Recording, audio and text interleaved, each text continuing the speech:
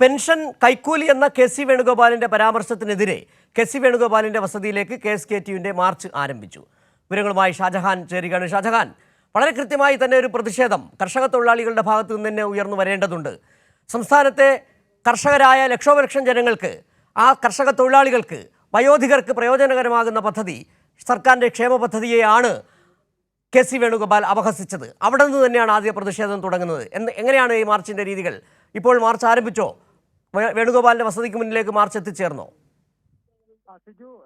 സിജു സൂചിപ്പിച്ച പോലെ തന്നെ കർഷക തൊഴിലാളി യൂണിയന്റെ നേതൃത്വത്തിലാണ് ഇപ്പോൾ മാർച്ച് സംഘടിപ്പിച്ചിരിക്കുന്നത്. കെ സി വേണുഗോപാലിന്റെ ആലപ്പുഴയിലെ വസതിയിലേക്കായിരുന്നു മാർച്ച് ഇപ്പോൾ പോലീസ് ബാരിക്കേഡ് തീർത്തുകൊണ്ട് തടഞ്ഞിരിക്കുകയാണ്. ഏതാണ്ട് ആയിരക്കണക്കിന് വരുന്ന കർഷക തൊഴിലാളികളാണ് ഈ പ്രതിഷേധ സമരത്തിൽ എത്തിച്ചേർന്നത്.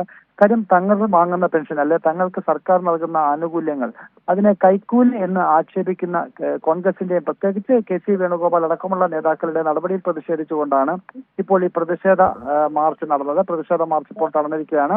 ഇപ്പോൾ ദേശീയ വൈസ് പ്രസിഡന്റ് കൂടിയായിട്ടുള്ള ആനാവൂർ നാഗപ്പനാണ് സംസാരിച്ചുകൊണ്ടിരിക്കുന്നത്. കുട്ടനാട്ടിലെയും അതോടൊപ്പം തന്നെ ജില്ലയിലെ മുഴുവൻ കർഷക തൊഴിലാളികളും ഈ പ്രതിഷേധ സമരത്തിൽ അണിനിരക്കുകയാണ്. ഇതൊരു തുടക്കം മാത്രമാണ്. വരും ദിവസങ്ങളിൽ ശക്തമായ പ്രതിഷേധ സമരവുമായിട്ട് മുൻപോട്ട് പോകും. വി ഡി സതീശനും അതോടൊപ്പം തന്നെ കെ സി വേണുഗോപാലും ഒക്കെ തന്നെ സർക്കാർ സാധാരണക്കാരായ ജനങ്ങൾക്ക് നൽകുന്ന ആനുകൂല്യങ്ങൾ അല്ലെങ്കിൽ ഇത്തരത്തിൽ നൽകുന്ന പെൻഷനുകളെ കൈക്കൂലി എന്ന ആക്ഷേപിക്കുന്ന കോൺഗ്രസ് നേതാക്കളുടെ നടപടിയിൽ പ്രതിഷേധിച്ചുകൊണ്ടാണ് ഇപ്പോൾ ഈ മാർച്ച് ഇവിടെ നടക്കുന്നത്. ഷാജഹാൻ നേരത്തെ പറഞ്ഞതുപോലെ തന്നെ, കാരണം കെ സി വേണുഗോപാൽ നടത്തിയ ഒരു പ്രസ്താവന, കേരളത്തിലെ പെൻഷൻ വാങ്ങുന്ന, ക്ഷേമ പെൻഷൻ വാങ്ങുന്ന 62 ലക്ഷം പേരെയാണ് കൈക്കൂലി വാങ്ങുന്നവരെന്ന് അധിക്ഷേപിച്ചത്.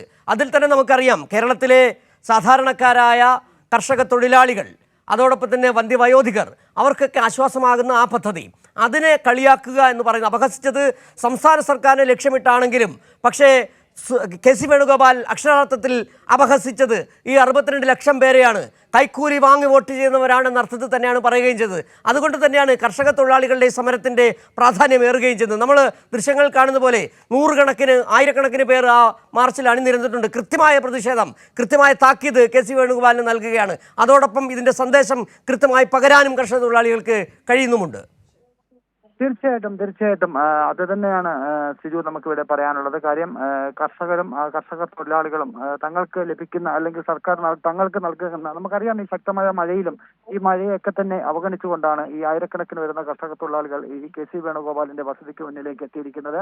ഇതിൽ കോൺഗ്രസുകാരടക്കമുണ്ട് എന്നുള്ളതാണ് കർഷക തൊഴിലാളികൾ പറയുന്നത്. കാര്യം, ഇതൊരു രാഷ്ട്രീയ പാർട്ടിയെ മാത്രം ഉദ്ദേശിച്ചുകൊണ്ടല്ല, കേരളത്തിലെ സാധാരണക്കാരായ ജനങ്ങളെ, അവർക്ക് ലഭിക്കുന്ന പെൻഷൻ തുകയെ അത് കൈക്കൂലി എന്ന് ആക്ഷേപിക്കുമ്പോൾ സ്വാഭാവികമായിട്ടും അവരെ അവഹേളിക്കുന്നതിന് തുല്യമാണ്. അത് തന്നെയാണ് അവരുടെ ഒരു പ്രതിഷേധം. ഈ ശക്തമായ മഴയും അവഗണിച്ചുകൊണ്ടാണ് ഇപ്പോൾ നൂറുകണക്കിന്, ആയിരക്കണക്കിന് വരുന്ന കർഷക തൊഴിലാളികൾ ഇപ്പോൾ ഇവിടെയാണ് നിരക്കുന്നത്. ഇപ്പോൾ ഏതാണ്ട് അരമണിക്കൂറോളമായി പ്രതിഷേധ സമരം ഇപ്പോഴും തുടരുകയാണ്. പോലീസ് ബാരിക്കേഡ് തീർത്തുകൊണ്ടാണ് ഇതിപ്പോൾ തടഞ്ഞിരിക്കുന്നത്. ഇവർക്ക് അകത്തേക്ക് കടക്കാൻ ആദ്യ ശ്രമം നടത്തിയെങ്കിലും പോലീസ് തടയുകയായിരുന്നു. നമുക്കറിയാം, കർഷക തൊഴിലാളികൾ എന്ന് പറയുമ്പോൾ അവർ ആവേശം ഒട്ടും നഷ്ടപ്പെടാതെ തന്നെയാണ് ഈ പ്രതിഷേധ സമരത്തിൽ പങ്കെടുത്തിരിക്കുന്നത്. ഈ ആയിരക്കണക്കിന് വരുന്ന സ്ത്രീകളടക്കമുള്ളവർ ഇപ്പോഴും ഈ മഴയത്ത് ഈ പ്രതിഷേധ സമരത്തിൽ പങ്കെടുത്തുകൊണ്ടിരിക്കുകയാണ്. ശരി, ഷാജഹാനാണ് ആലപ്പുഴയിൽ നിന്നുള്ള വിവരങ്ങൾ നൽകിയത്.